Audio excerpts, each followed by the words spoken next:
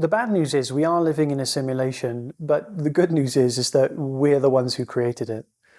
There's no kid in their basement programming an infinite simulation, and it wouldn't matter if there was. And this is what that kid programmed. Awareness is the primary experience of the universe.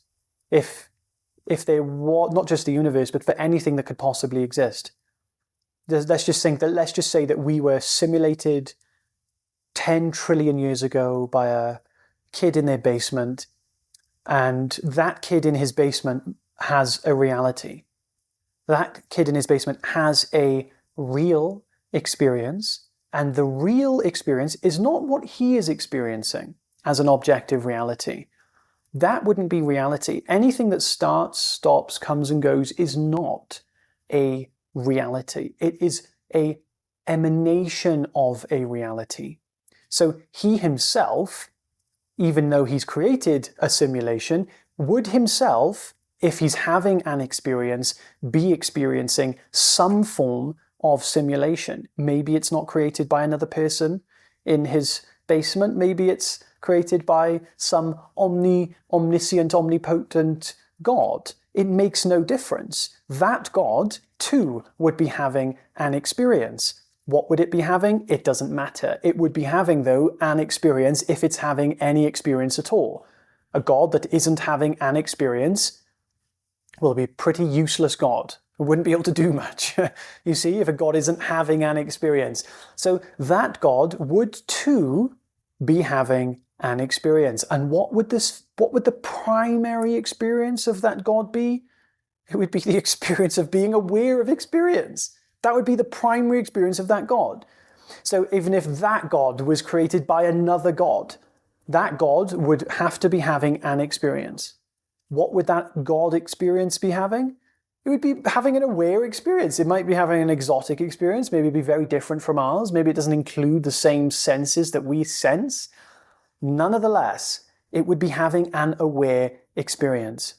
The common thread throughout the entire universe, not just the universe sounds so limited, the entire common thread between any possible infinite variations of experience that we can have is awareness.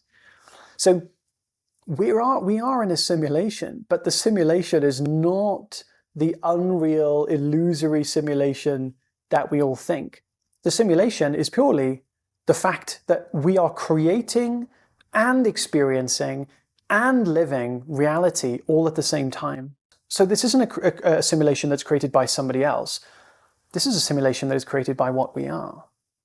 Just like when we go to sleep at night, we experience a dream.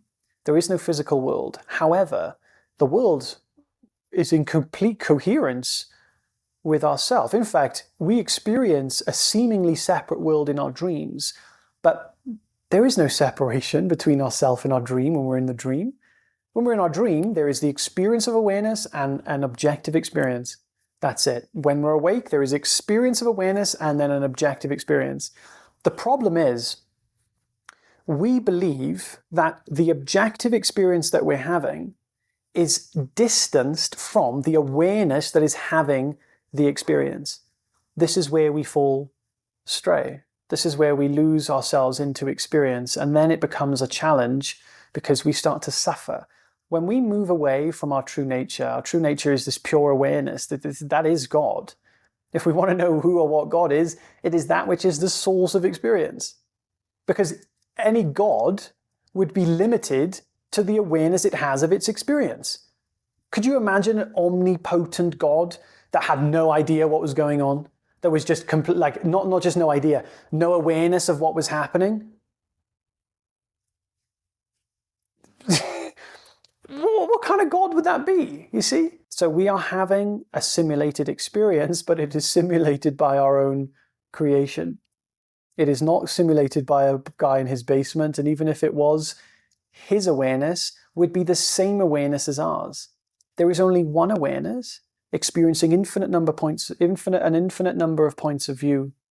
And that's where we find ourselves. So if you go right now to your experience of simply being, you notice that you know you are being. That's your experience of self-awareness. That's your experience of awareness. Pure awareness is to know that you are being. In other words, to know that you are, to know that you exist.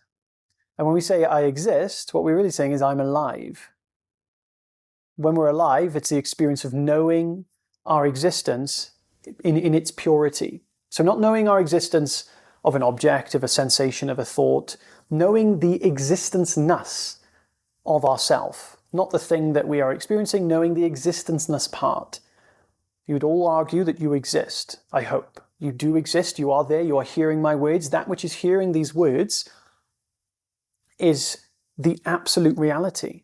It's the source of experience. It's the place from which all experience is made.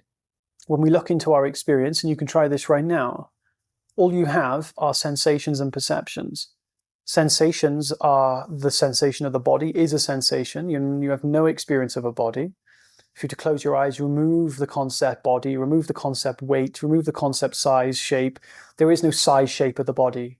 A sensation doesn't have a size or a shape, but your direct experience of the body is nothing but a sensation. So you cannot have a weight, a size, or a shape to a sensation. Try and distinguish the sensation of your right thigh. Try to distinguish the shape of that. There is no shape of it. The minute you try to find a border, the very thing you look at disappears. It disappears into what? Into awareness. Awareness always is the substratum, the middle ground, and is there in the end of all perceptions. You are that continuation of awareness that doesn't start, stop, come and go. You are the absolute reality that is completely coherent with, in fact, not just coherent with, there's no separation between you and your experience in order to be coherent with it. There's just pure being, pure consciousness.